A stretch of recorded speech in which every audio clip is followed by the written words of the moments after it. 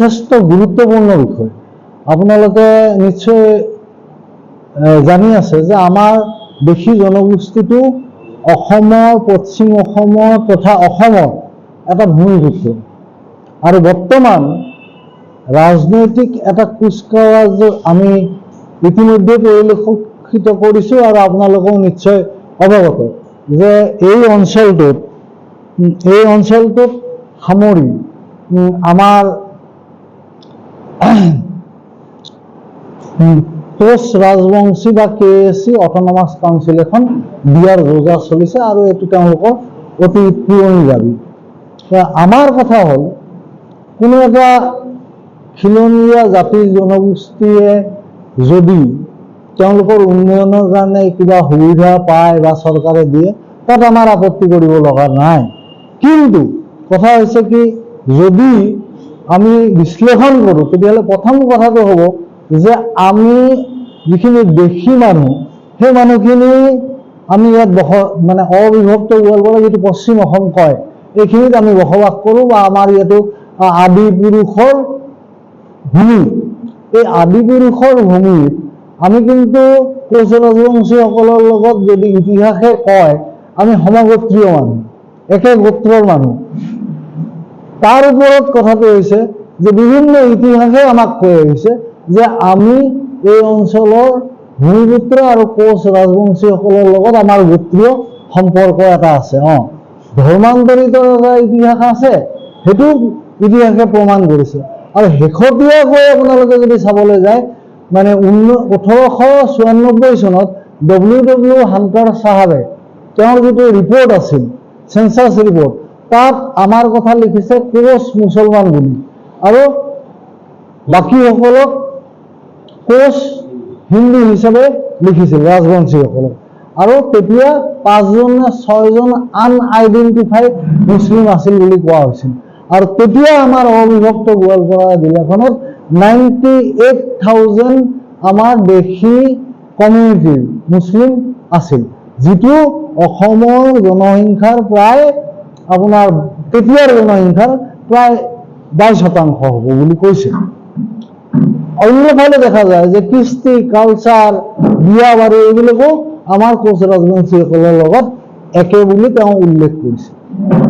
এতিয়া প্ৰশ্ন হৈছে আমাৰ এই অটনমাস কাউন্সিলত আমাৰ অধিকাৰ কি থাকিব?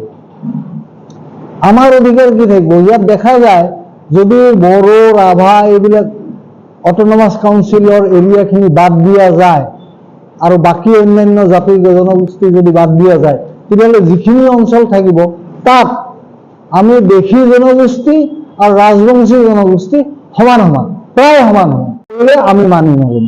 কাৰণ অসমৰ যদি চাব যোৱা যায় যে সকলোতকৈ পুৰণি জনগোষ্ঠী আমি দেশীসকল। আমি যেতিয়া সভ্যতাৰ পোহৰ পাইছিলোঁ, আমি যেতিয়া ধৰ্মান্তৰিত কৰিছিলোঁ, ধৰ্মক এডপ্ট কৰিছিলোঁ, সেই তাৰ 28 বছৰৰ পিছত আহোমসকল আহিছিল। গতিকে তেতিয়াহ'লে চাওক আমি কিমান পুৰণা ভূমিপুত্ৰ। গতিকে আমাক আজিৰ তাৰিখত বঞ্চনা কৰিলে আমি কিন্তু এইটো সহ্য নকৰিম। গতিকে চৰকাৰখনৰ ওচৰত আমাৰ আবেদন, বিভিন্ন পক্ষক আমি আবেদন কৰিছোঁ, আমাৰ কাৰো লগত বিৰোধিতা নাই, কিন্তু আমাৰ অধিকাৰখিনি আমাক দিব লাগিব। আমাৰ শিক্ষাৰ ক্ষেত্ৰত আমি বঞ্চিত হ'ব লগা অৱস্থা আজি হৈছে, কিন্তু শিক্ষাৰ ক্ষেত্ৰত আমাৰ অধিকাৰ কিমান হ'ব আৰু অৰ্থনৈতিক ক্ষেত্ৰত কিমান হ'ব, অন্যান্য দিশত আমাৰ কিমান হ'ব, এই গোটেইখিনি ৰাজনৈতিক ক্ষেত্ৰত আমাৰ অধিকাৰ সমান লাগিব। নাইবা জনসংখ্যা ভিত্তিত লাগিব। আৰু আমাৰ এৰিয়াবোৰ কাটি হাফ কৰি কেনে এটা চিভিল ৰেভিনিউ কৰাৰ যিটো এটা প্ৰক্ৰিয়া চলিছে, এই প্ৰক্ৰিয়াটোত কিন্তু আমি সমৰ্থন নকৰোঁ। অৰ্থনৈতিক বিষয়ত যদি আজি ক'ব যায়, যিটো চৰকাৰে ভূমি নীতি চলাই আছে, সংস্কাৰমুখী ভূমি নীতি, ঠিক আছে, কিন্তু ইয়াৰ ফলত কি হৈছে, প্ৰেক্টিকেল কি হৈছে, আমাৰ মানুহ কিন্তু বঞ্চিত হৈছে। আমাৰ বহুত ভূমিপুত্ৰৰ পৈতৃক সম্পত্তি এইবিলাকৰ দ্বাৰা বাহিৰৰ মানুহৰ হাতত গুচি গৈছে। পাত্তা বাহিৰৰ মানুহক দিছে, ৰেকৰ্ড বাহিৰৰ মানুহক হৈছে। সেই ক্ষেত্ৰটোত চৰকাৰে কি ব্যৱস্থা, ক্ষেত্ৰীয় উদ্যোগ তদন্ত কৰক। আজি যিটো চলি আছে বাস্তৱ ক্ষেত্ৰত আমি কিন্তু সন্দিহান আৰু বহুত চিন্তিত হৈছো। কাৰণ ছাৰ ছাদুল্লাই আৰু মানে মৌলানা আব্দুল হামিদে যি কথা কৈ সেই সময়ত গ্ৰ ফুড মোৰ গ্ৰ ফুড আঁচনিৰ জৰিয়তে ভূমি নীতিক বন্ধন কৰিব বিচাৰিছিল, সেই একে কাহিনীয়ে কিন্তু আজি মানে ডাইৰেক্টলি নহয় ইনডাইৰেক্টলি চলি আছে। যিখন চৰকাৰে কৈছে যে ভূমিপুত্ৰ বা মাটি বাৰী ৰক্ষা কৰা হ'ব, সেই চৰকাৰখনে এই বিষয়ত এটা বিশেষ ব্যৱস্থা ল'ব লাগে, তদন্ত কৰিব লাগে। ক্ষেত্ৰভিত্তিক তদন্ত হোৱাটো আমি বিচাৰিছো। আজি আমাৰ মানুহৰ নামজাৰি হোৱা নাই, প্ৰত্যেক সূত্ৰে যিটো নামজাৰি হ'ব লাগে হোৱা নাই, কিন্তু অন্য মানুহৰ হৈছে। সন্মুখৰ ফালে নহ'লেও পিছৰ ফালে দি হৈছে, হ'লেও হৈছে, কিন্তু আমাৰ মানুহৰ হোৱা নাই। গতিকে এই আৰু আমি সেইদিনাখন ডিচি ছাৰক লগ কৰিছিলো, ধুবুৰীৰ ডিচি মহোদয়ক লগ কৰি তথ্য সহকাৰে দিছো যে আমাক এলটমেণ্ট কৰা মাটি আমাৰ মানুহ বহিব পৰা নাই, এইখিনি মাটি দাগ নম্বৰ পাট্টা নম্বৰ সহ এতিয়া বেলেগে দখল কৰি আছে, আপুনি ব্যৱস্থা লওক। আপুনি আঠানি চাৰ্কেলত যাওক, 2,000 পৰা 2,500 খাচ মাটি যিবিলাক অৰিজিনেলি আমাৰ দেশী মানুহৰ আছিল, সেই মাটিবিলাক কিবা কাৰণত খাচ হৈছে, হয়তো কেতিয়াবা নদী ভাঙিছে, হয়তো খাজনা দিয়া নাই।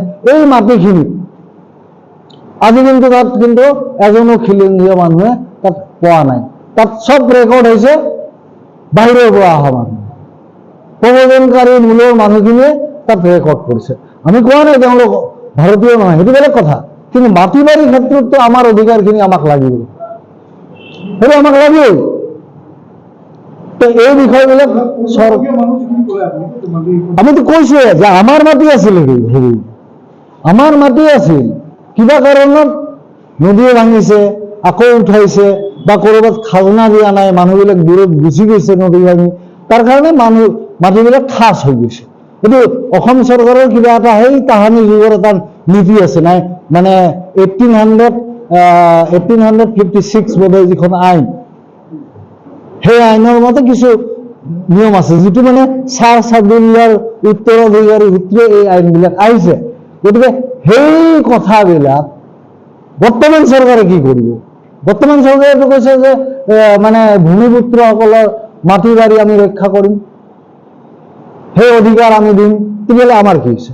আৰু আজিও যদি ধুবুৰী, গোৱালপাৰা, দক্ষিণ শালমাৰাত চাই, আমাৰ দেশী মানুহৰ মাটিৰ নামজাৰিৰ ক্ষেত্ৰত ইমান এটা প্ৰব্লেমৰ ক্ৰিয়েট কৰিছে, কিন্তু অন্য বাহিৰৰ পৰা যিখিনি মানুহ, আমি বাহিৰৰ মানে আমাৰ দেশী মানুহ নহয়, যিখিনি মানুহক আমি মানে প্ৰব্ৰজিত মানুহ বুলি কৈছো, মেবি তেওঁলোক ইণ্ডিয়ান হওক কিবা হওক, সেইটো আমাৰ আপত্তি কৰিব লগা নাই, ভাৰতীয়। কিন্তু এই যে মানুহখিনিয়ে আমাৰ মাটিখিনিৰ যিটো ষ্ট্ৰাকচাৰ, আমাৰ যিখিনি মাটিখিনিৰ দখল, এইখিনি লৈছে। যদি লিগেল অৰ্থত লৈছে আমাৰ ক'ব লগা একো নাই, যদি ইলিগেলি লৈছে তেতিয়াহ'লে কিন্তু আমাৰ ক'ব লগা আছে, আৰু চৰকাৰখনে ইয়াত প্ৰটেকশ্যন দিয়াৰ দায়িত্ব চৰকাৰৰ। গতিকে এইখিনি আমাৰ মূল বিষয়, এইখিনি আমাৰ মূল বিষয়। আৰু আমাৰ বক্তব্য ৰাজহুৱাভাৱে চৰকাৰক জনাইছো, চৰকাৰে এইটো দাবী লয়, কেনেকৈ লয় নাজানো। আমাৰ কথা হ'ল, আমি যিটো KAC হ'ব, তাত আমাক সম অধিকাৰ লাগিব, কাৰণ আমি সমগোত্ৰীয় মানুহ। আমাক ইছলাম ধৰ্ম আমি এডপশ্যন কৰিছিলোঁ, এইটো ঠিক, সেইটোৰো ইতিহাস আছে, কিন্তু আমি সমগোত্ৰীয় মানুহ। আৰু যিখিনি অঞ্চল ডিক্লেয়াৰ কৰিছে তাত আমি প্ৰায় সমান সমান জনসংখ্যা আছোঁ।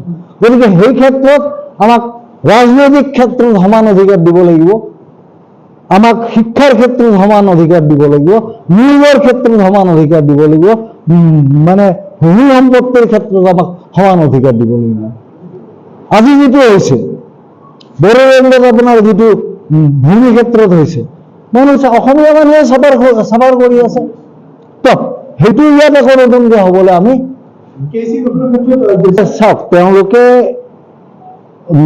আনঅফিচিয়েলি কি কথা পাতে নাপাতে, আমাৰ কিছু দল সংগঠন আছে তেওঁলোকৰ লগত পাতিছে।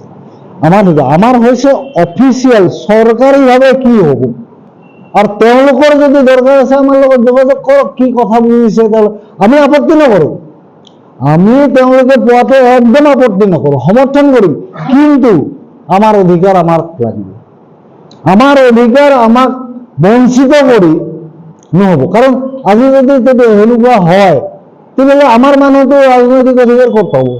খালি ভোটার হয়ে থাকিম নেকি? আমি তো ভোটার হয়ে নাথাকিম, আমারও তো মানুষ প্রতিনিধি পঠাব লাগিব, আর সেইটো আমার জনসংখ্যা ভিত্তিক হব লাগিব। গতিকে আমার জনসংখ্যা যিমান আছে, এতিয়া যদি কোনোবাই কয় যে 50% ওপৰত থকা মানুহখিনি 50%-ৰ ওপৰত আমি য'ত আছো, আৰে কিন্তু কেনেকুৱা হ'ব ঘটনাটো?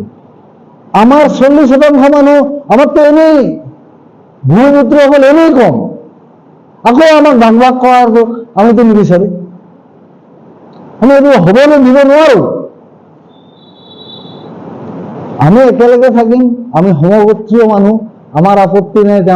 তেওঁলোকৰ বহুদিনীয়া আন্দোলন দাবী, তেওঁলোকৰ বহুদিনীয়া আন্দোলন দাবী, আমাৰ মানুহবিলাক বহুত ৰাজনৈতিক পাক চক্ৰত পৰি অৱহেলিত হৈ হৈ হৈ হৈ হৈ হৈ আজি এই অৱস্থা। আজি এই বিগত চৰকাৰ বোৰে কিবা মাইনৰিটিৰ জেকেট এটাত ভৰাই দি আমাৰ মানুহক কোঙা কৰি থৈ দিছে, না আমি সিফালে ফেচিলিটি পাইছো, না আমি এইফালে ফেচিলিটি পাইছো।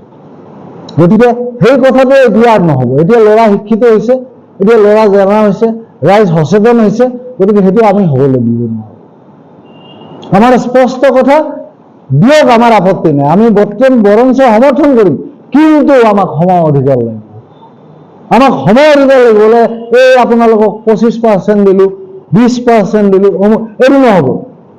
আমাৰ জনসংখ্যা ভিত্তিত আমাৰ যিখিনি প্ৰতিনিধি পাব লাগে, আমি ৰাজনৈতিকভাৱে প্ৰতিনিধি পাব লাগিব, নিয়োগৰ ক্ষেত্ৰত পাব লাগিব, শিক্ষাৰ ক্ষেত্ৰত পাব লাগিব, ভূমিৰ অধিকাৰৰ ক্ষেত্ৰত পাব লাগিব। আমাৰ কথা এইখিনি। আৰু সেইটো কাৰণেতো আমি কথাটো ঠিক কৈ আছো, সেইটো কথাই আমি কৈ আছো,